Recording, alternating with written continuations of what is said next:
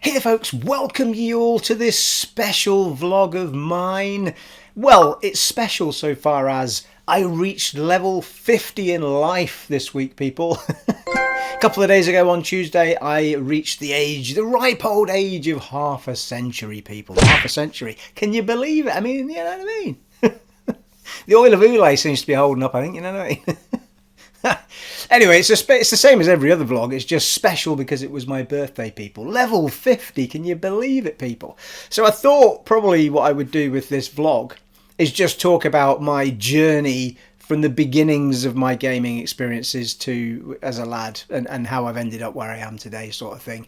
So I'm just going to I've got a short list of notes just to keep track of the order that I bought consoles in, that sort of stuff. And if I can find some decent footage of some of these things I'm talking about, I mean, some of the stuff's going to be very old, you know, but so anyway, the crux of the vlog will be about that. But also, before we get into all of that, I thought I would chat about my birthday and the run up to it and things that I got for it. One of which you can see behind me here, people. We'll have a closer look at that in a minute. There's astute of you who watch these vlogs on a regular basis will notice that new item in the background there. That's not its real home. It's just I've actually got it sat through in the chill out area where the other Star Warsy bits are. But for this vlog, I put it behind me and we'll grab it and I shall show it to you. So my big Prezi, this was my big Prezi for my 50th from my dad and my brother. And I've also got, check this out, people, Flaggins Up to you all. This is a special Flaggins Up. Flaggins Up to you all. It's coming in for a close-up, people. Flaggins Up to you all. Can you see it?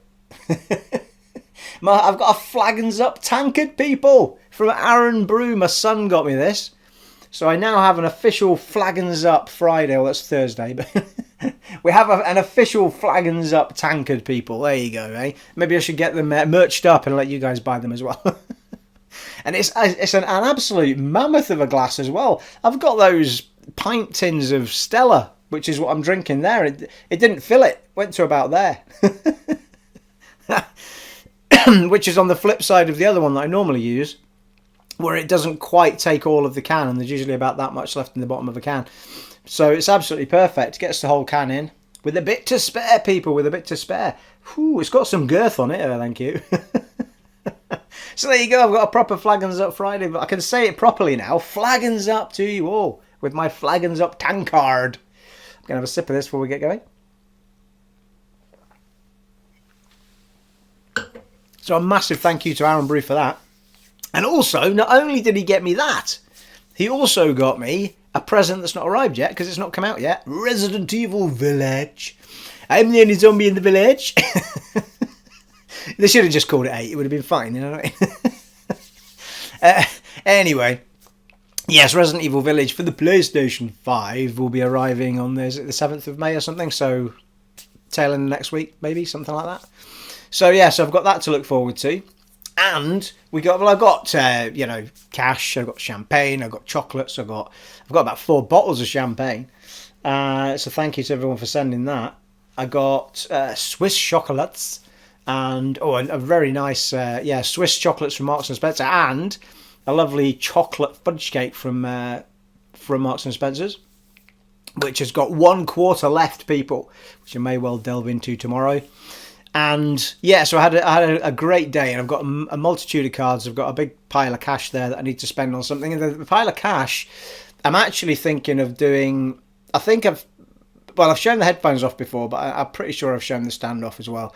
But I bought a nice wooden stand for the PlayStation 5 headphones, and obviously they've just released the Xbox version.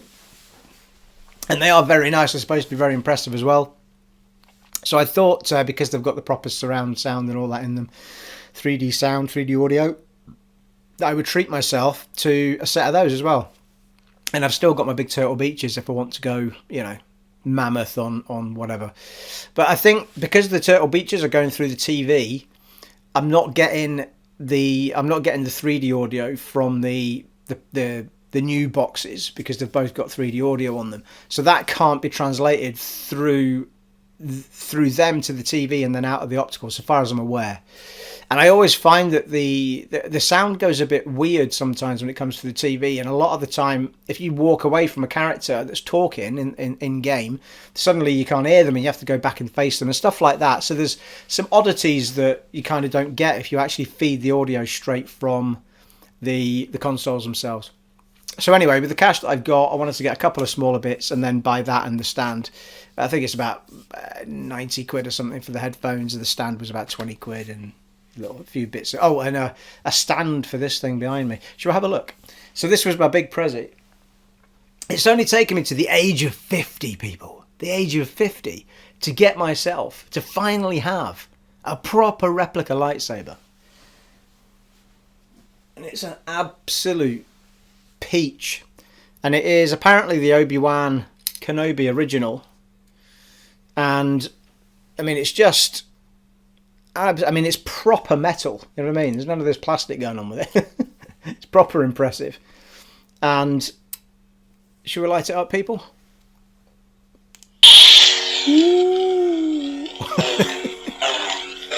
Also makes the noises as you swing it about. And so you can do that manually, or you can actually, because it is one of the models that is actually meant for, you can duel with it if you want to. You can go dueling with it. So you can smack this against another one and it won't get damaged or get destroyed in any way whatsoever. Like the cheap ones just get smashed and bent, don't they? And you can also, now it's a little bit trickier to get the colours. There we go. It's a bit of a Samuel L. Jackson, isn't it? Oh, hello. It's quite tricky to get the... I was trying to get the red one for you. Well, that's Luke's Jedi one, isn't it? It's still a bit bright in here as well. So it just shows you how well this thing lights up. Because it is glaring sunshine in here at the minute. Oh, the yellow lightsaber. I'm actually using the yellow lightsaber in my current playthrough of Jedi Fallen Order on the PlayStation 5. I went with the yellow saber. Well, orange to begin with, and then yellow once I got to pick my own. A lighter green. Deeper purple. There we go. I think that's the... It's hard to tell if it's dark pink or red. I think that's the red one. It's just that it's really bright in here at the moment. Yeah, it's not really translating on camera, is it?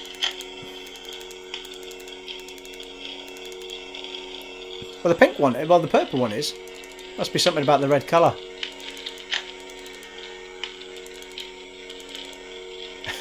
Dark purple's good, isn't it? There's that story that Samuel L. Jackson, when he was asked to be in Star Wars, he said to George Lucas, "Can I have a purple lightsaber?" Should we turn it off now?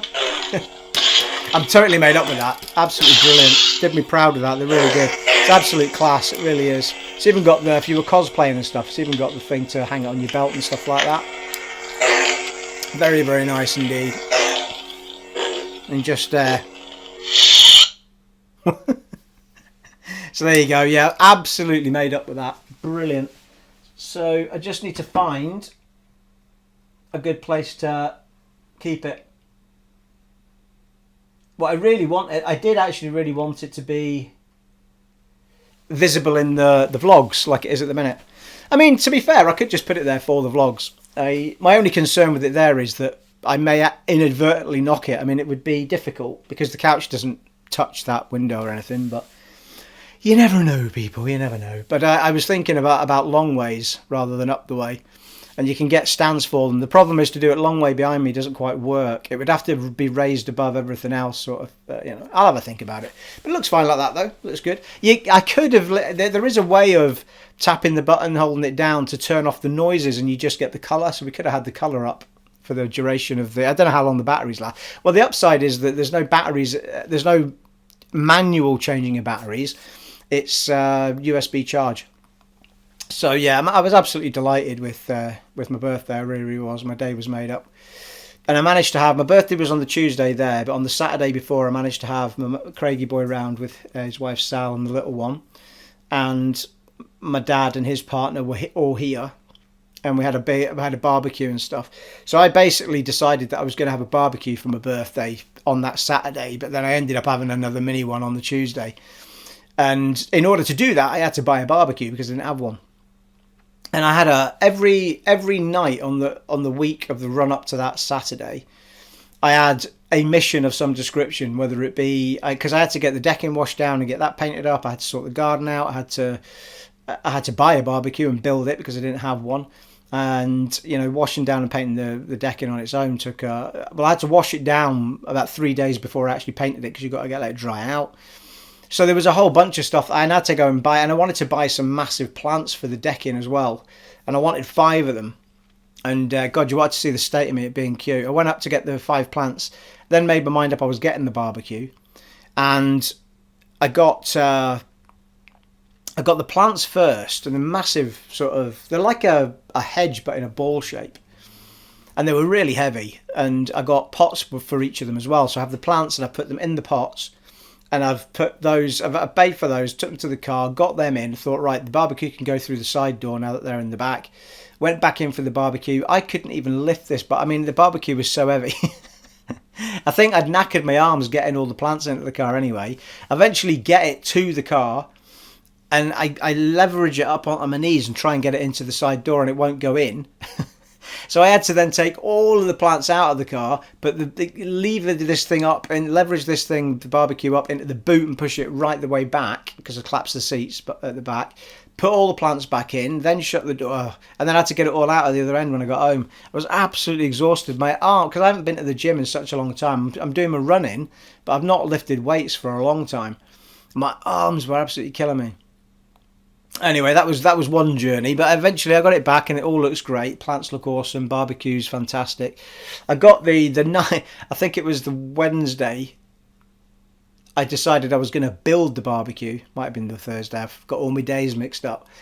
So you want to see this thing? I take it out. Well, I take lots of boxes out of the big box, and my kitchen is just. And I know you're saying, why didn't you build it outside? But the plan was that I couldn't get a cover for it from B&Q. I had to order one from Amazon. It hadn't arrived yet, so I didn't want to put it outside unless it gets shat on and rained on or something. So I was building it inside. My kitchen was just a mess of cardboard everywhere and bits and pieces and bits for the barbecue and stuff. I get halfway through building the bottom frame, and what you've got 2 legs on this side, and you've got 2 shorter legs on this side, which have 2 wheels that are supposed to go there, and that balances it so you can wheel it about. So I go to put the wheels on, and I put I've got the wheels, I've got these sort of stoppers for the other side, and there's supposed to be a pole that goes across in between the 2 legs at the back where the wheels can attach either side. Well, the pole's not there, is it? I've got the box with no pole in it. So the whole thing's completely goosed at this point because it can't stand up straight. It's standing like this because it needs the wheels to be level. So I'm like, I don't believe it. I looked through every single box that I took out of the thing. I looked in the big box. I looked in all the little boxes, emptied them all, collapsed them up. There was nothing. Phoned up B&Q. I said, look, I've got a piece missing here. I can't put this thing together. And I can't bring it back because everything's everywhere. There's boxes everywhere. I couldn't possibly put it all back in the box.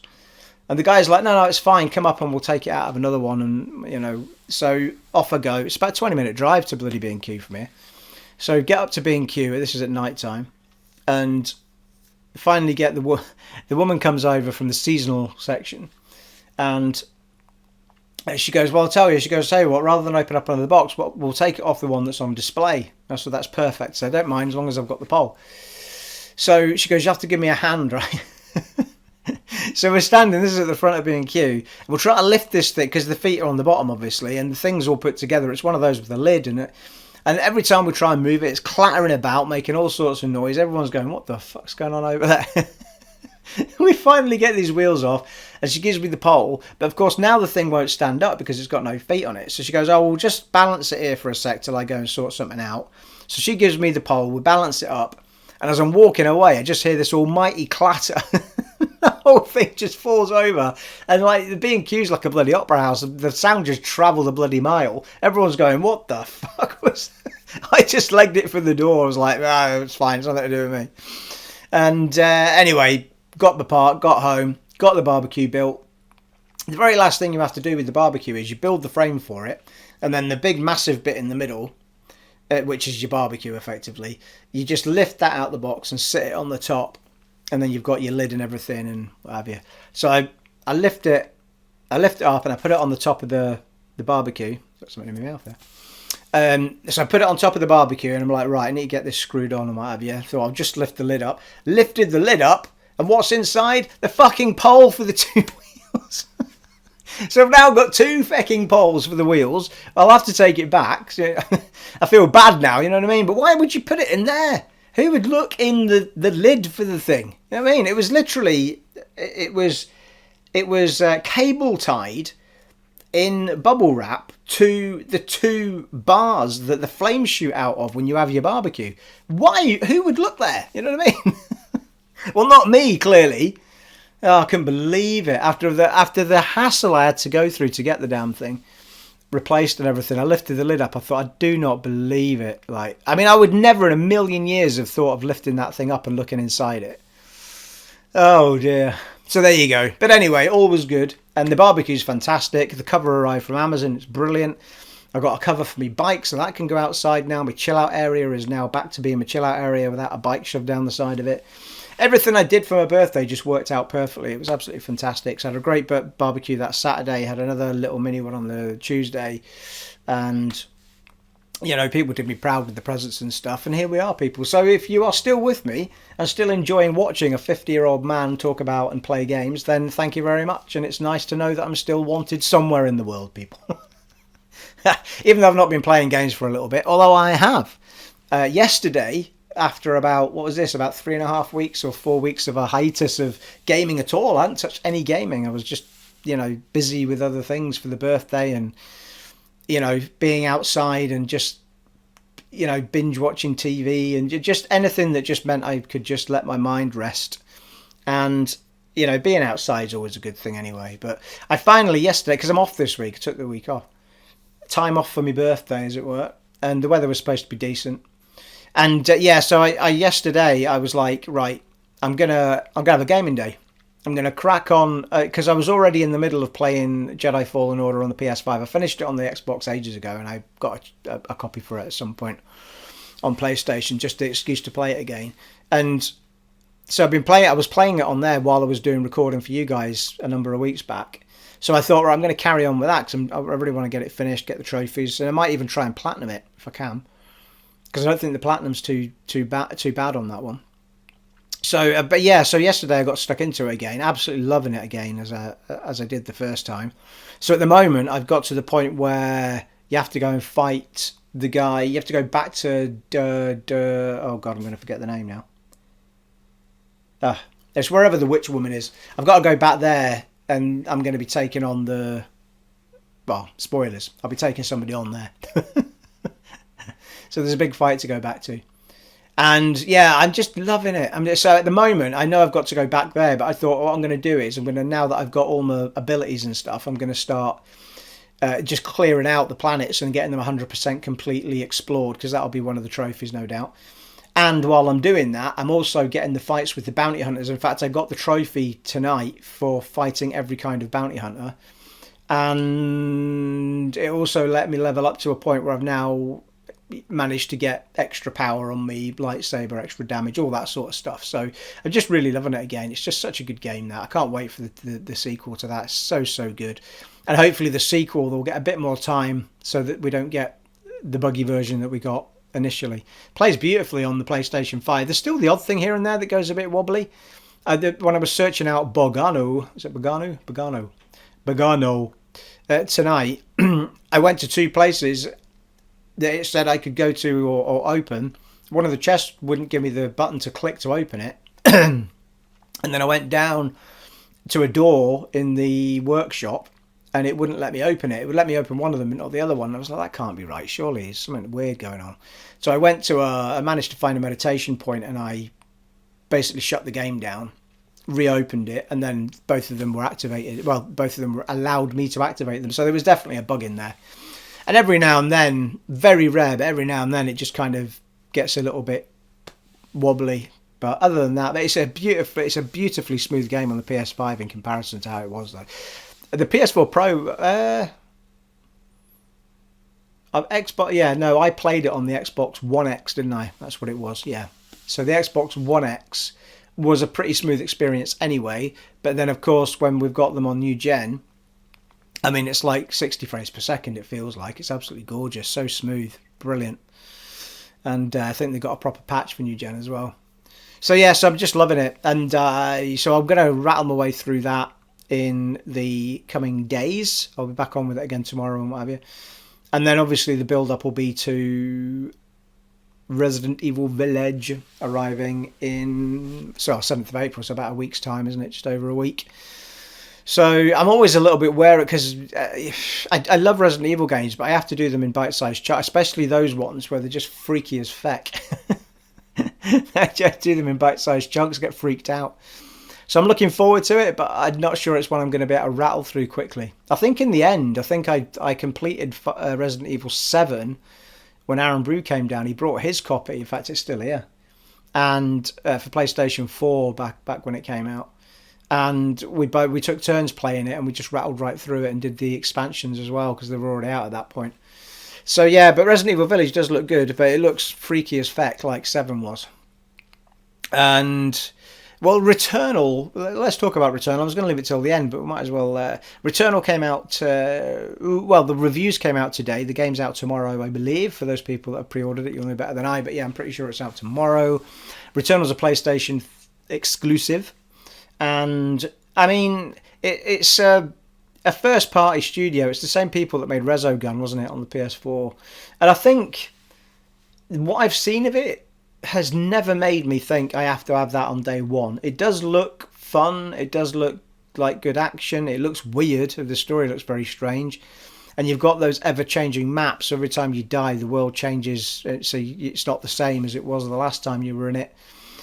There's been some references to being Hades-like in some form of sense because you're looping around all the time.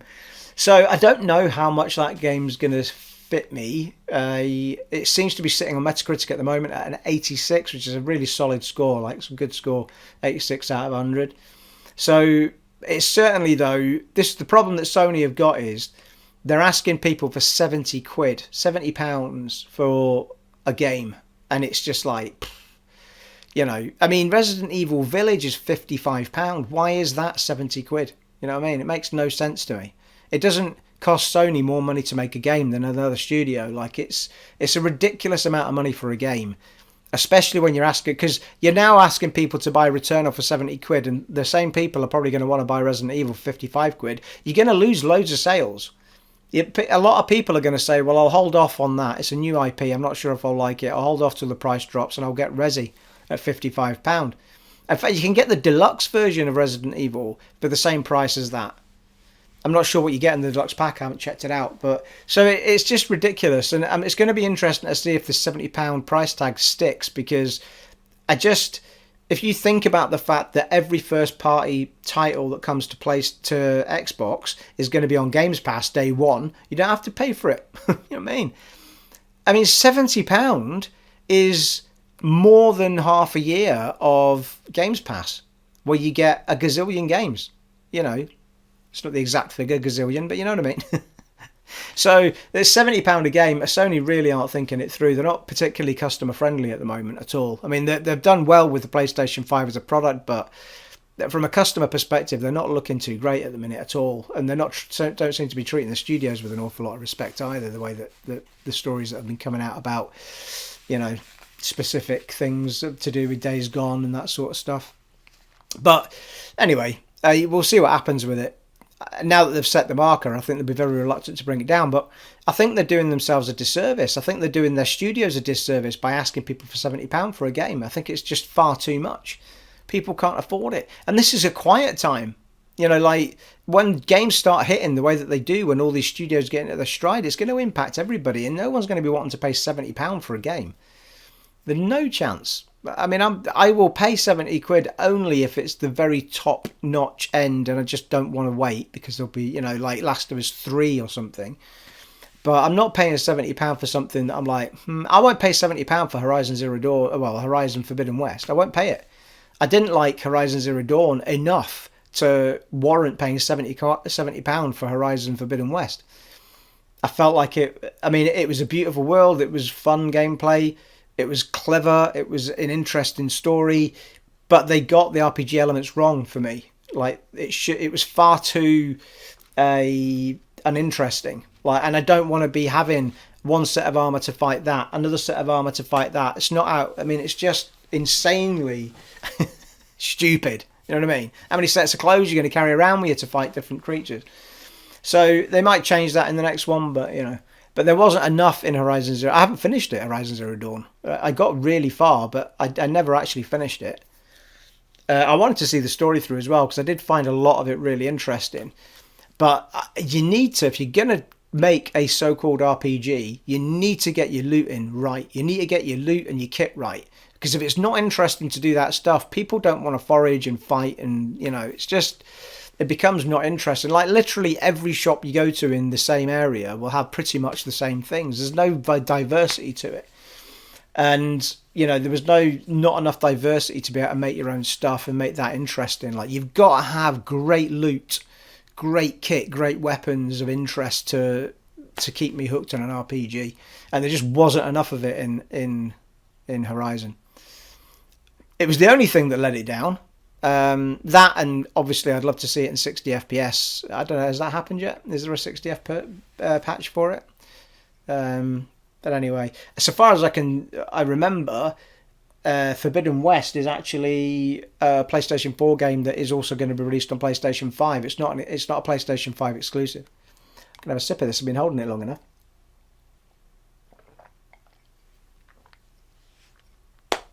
Well, I went right off track there. So yeah, so that's what I've been up to. I'll be on the run up to Resident Evil Village. And if I get Jedi Fallen Order finished quickly enough, I had a massive itch to play Ghost of Tsushima, which I've had the steelbook version since launch, and I started playing it at launch, and then I ended up falling into all the recording for you guys, so it tailed off. So I want to start it again. It's also had a 60 FPS patch, and it's supposed to be stunning. So I really want to start that game again and make that my next big project. But I feel like if I start it in that week, then there's a high likelihood I'm not going to finish it before Resi comes along. Although, to be fair, it's probably a good one to bounce between Resi and that, just for a bit of a break from Resi, I suppose. And then I also have Immortals Phoenix Rising, which I was playing on the channel, but we had decided to leave it because it was, the interest level had got so low on it that I was just going to do it off camera. So I've got that to finish.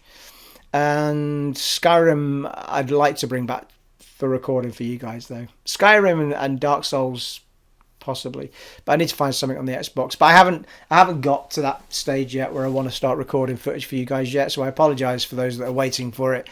But I'm really enjoying this break from it at the moment. It's doing me no end of good just to be doing all these other things and letting me mind rest and what have you. So just concentrating on the vlogs.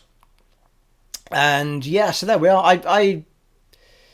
I've had a fantastic 50th, and I don't know, people stress out about age a little bit too much for me. You know what I mean? Like, there are markers in your life that make you reflect on a lot of things. And if anything, that's what's happened to me. Like, I see it as a monumental marker. I see it as you do start seeing where time isn't forever. Like when you're younger, you kind of think that I'll never be old, I'll be young forever. It's just that attitude you have. And I think certainly when you start getting into your late 30s, it starts to twig that time isn't going quite as slowly as you think it is. And I mean, my 40s have flown by. That's an insane amount of time gone by in a flash, but that feels like. But I've never had a problem with getting older. I've always been comfortable. I've always said grow old gracefully. Never, just be the age you are and enjoy the things you enjoy. You don't have to dress a certain way, do certain things as hobbies just because you've reached a certain age. If you love gaming and you're 50, 60, 70, 80 years old, then game. Like, gaming is for everybody. If that's not your thing and you like gardening, then garden, or hiking or camping, or you do what makes you happy.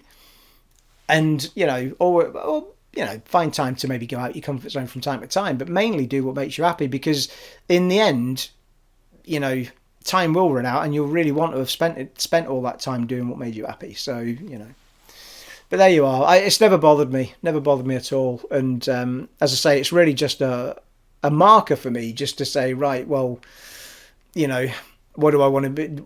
Am I happy doing what I'm doing? Do I want to be doing different things? Do I want to do this? Do I want to do that? Do I want to do that before my next big mark, which will be 60? You hit 50 and you think, oh my God, I'll be 60 next. I mean, Jesus, do you know how much can happen in 10 years?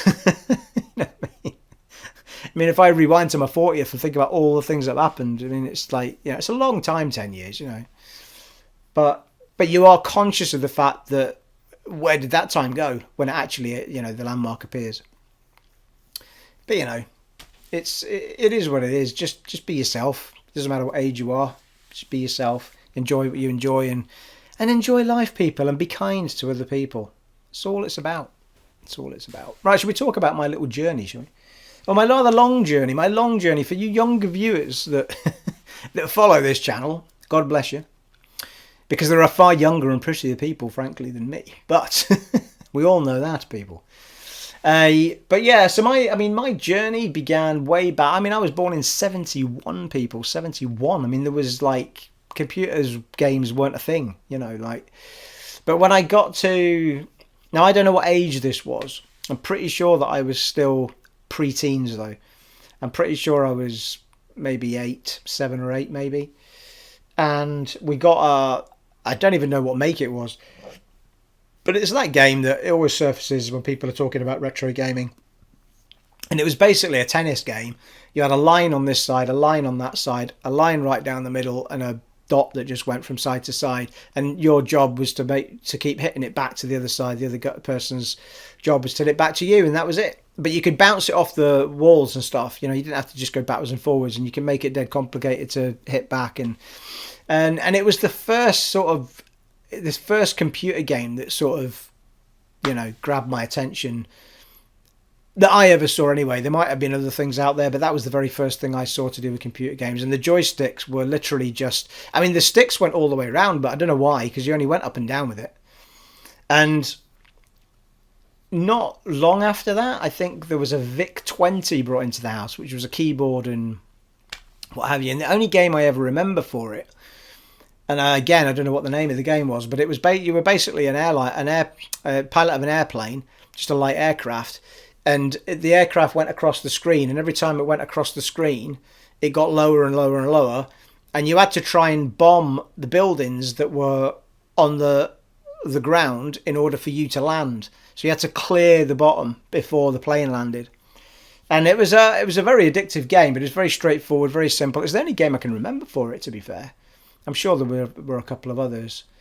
And then not long after that, we had BBC computers at school, and a friend of mine, a dear friend who's sadly gone now, but he had a BBC, and he lent it to me for I think it was a couple of weeks or something, and it had Elite on it, the original Elite game, and I was at this stage I was just hooked on Star Wars, anything to do with space. I was just I was sitting in a dark room with this with this monitor on, and I think it was even literally it was just line. Your ship was just lines. I mean, there was no color and stuff, and you sort of fly about and there was all sorts of patches for it that could speed the game up, and you could auto land and flying through space basically, and that have you. And that was the first sort of real taste of being excited about being in space in a computer game and stuff. And there was a couple of friends I don't know who had the Atari, but there was a couple of friends that stayed with me overnight, and one of them brought a ZX Spectrum, but I think the one before, I might be getting this confused, someone could probably tell me if I've got my timelines right, but I feel like the Atari came before the ZX Spectrum, but that could be wrong. But I remember Atari, the one game on the Atari, because that was a proper console, the Atari. It was the one that I'd played that didn't have a keyboard. It was just a box with the controllers.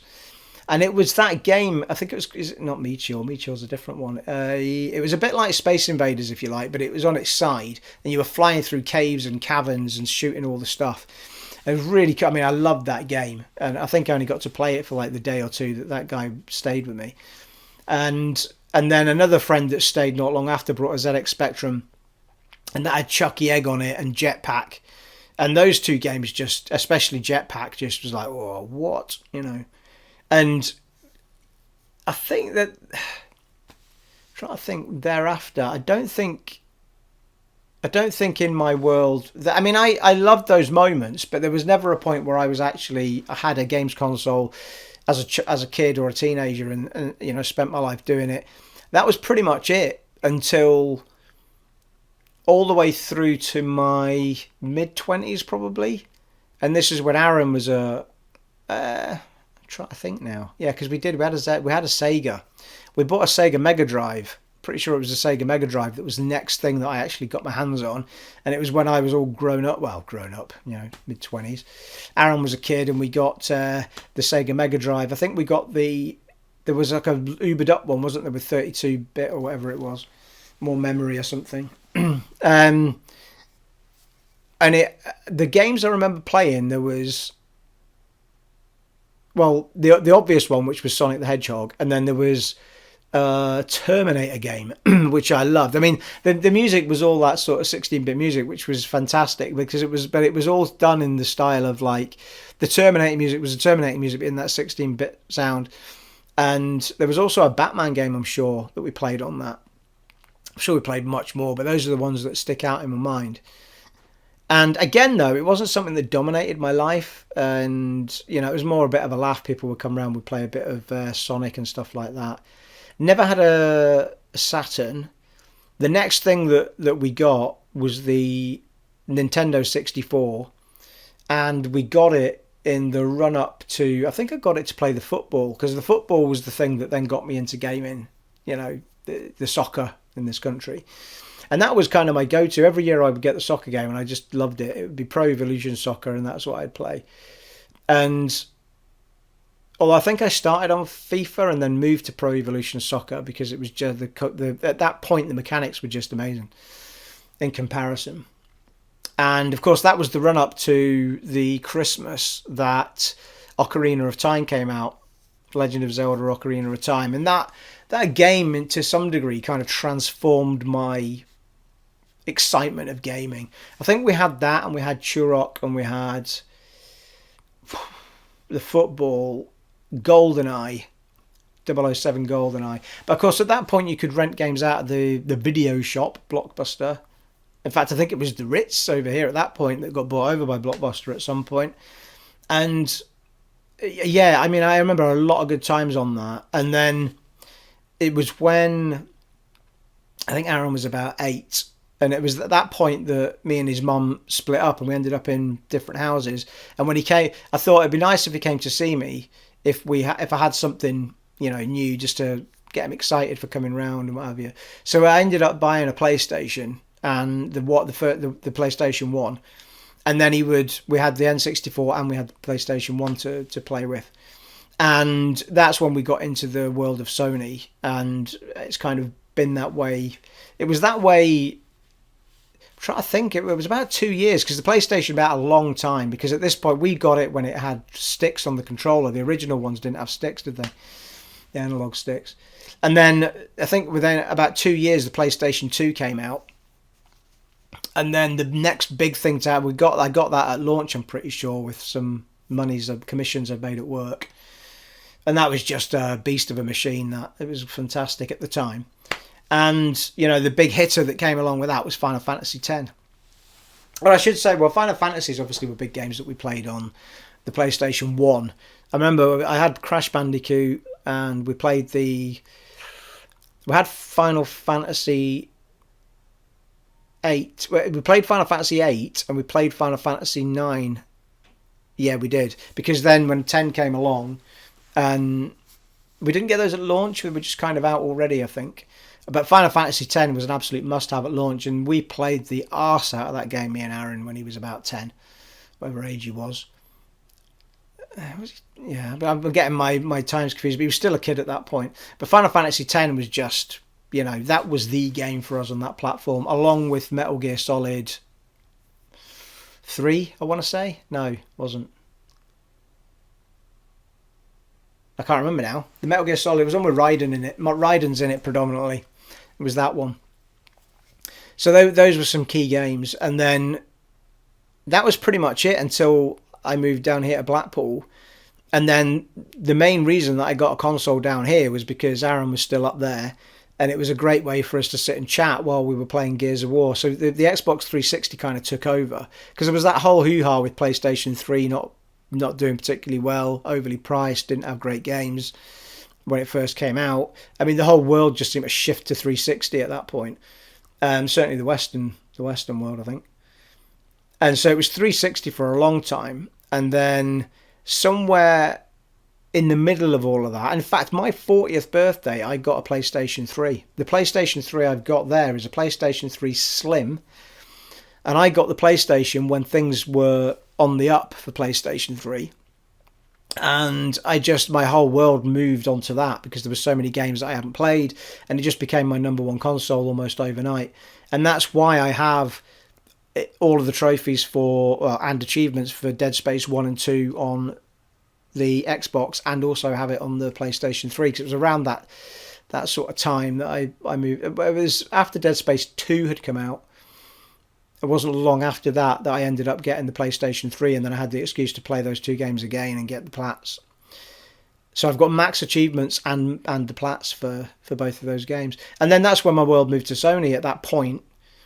And then, of course, there was the Xbox One cock-up when that all came out. There was I bought Aaron when he came down. I bought him as a treat. I bought him the PlayStation 3 Slim, which he's still got. I think he's trying to get rid of it, but there's still some games that you can't play on the PS4.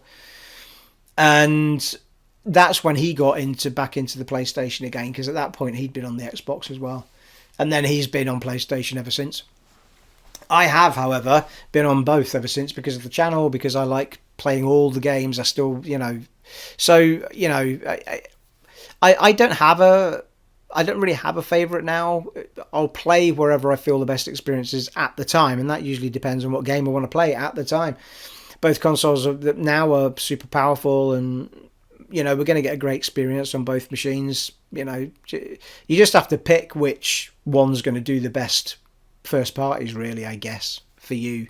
I think certainly Xbox Series X or Xbox are going to be, with the studios they've bought and all the work they're heading toward, they're certainly going to be the place for Western RPGs, whereas you'd think that Sony are more of a place for the JRPGs. So you can look at it that way, I suppose.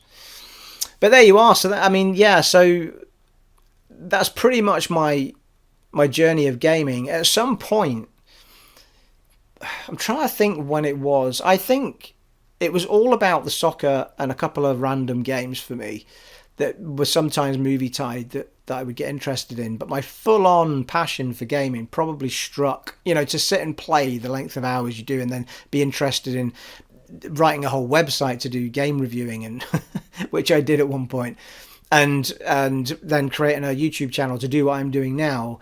That all kind of started from the 360 playing Gears. There was that shift to God, Gears is amazing, and I'm really trying to think as to when I started doing the channel. I'm pretty sure that we had just hit PlayStation 4, sorry.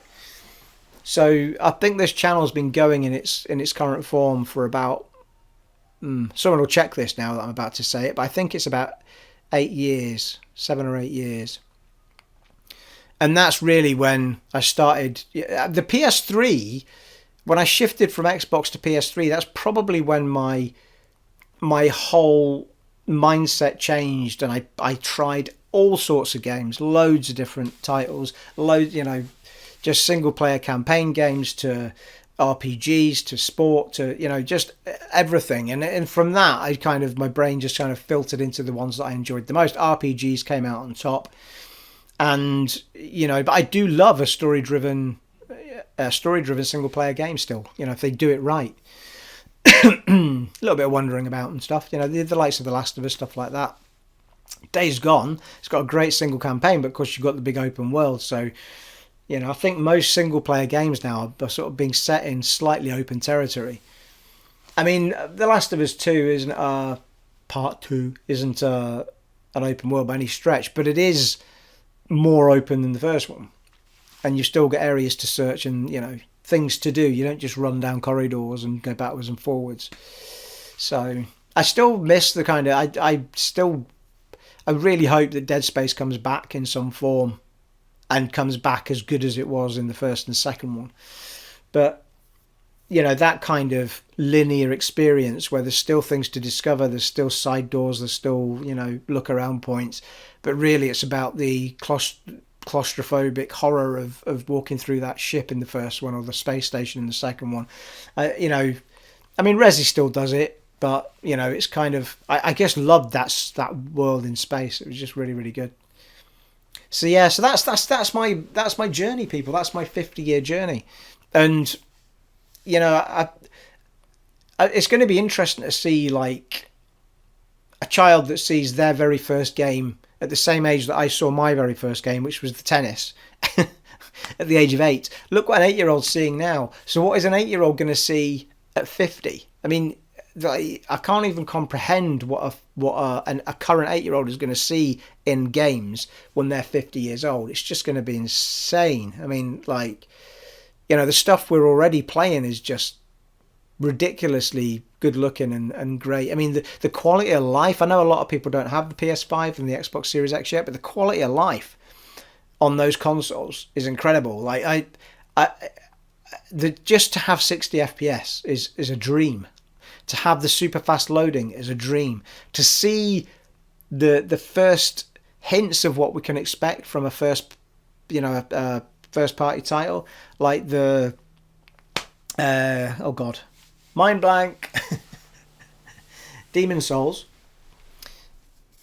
That game is stunning. And to see that at 60 FPS playing on a 1440p 60 FPS, I think it is in that particular case, or you can have it I think you can have it at 4K but not at 60 as well, but 60 FPS is, I would take 60 FPS every time. It's stunning, and you can see that just in the first outings of games that are made for these new consoles that they've got a lot to give.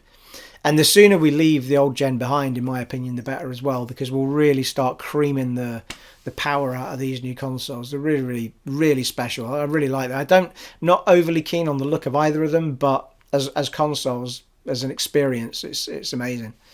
Both of them. So yeah, so there you are. Let me know in the comments below about, do you remember any of the things I was talking about there? Did you experience any of those consoles I was talking about? And, are you far too young to even contemplate playing a game that's literally a line there and a line there, bouncing a ball backwards and forwards? We've come such a long way, people. But let me know your life stories, your life game stories, people, your game life stories, whichever way around you want to say it. And let me know if any of your experiences are similar to mine. I'm sure there's a lot of people that have been hooked from day one. It was a bit of a journey for me to be kind of addicted to the way, games the way that I have been over the last 10 years. But, yeah, it's a wonderful world that we're living in now. We're spoiled, absolutely spoiled for what we're now getting our hands on to play games with. It's fantastic.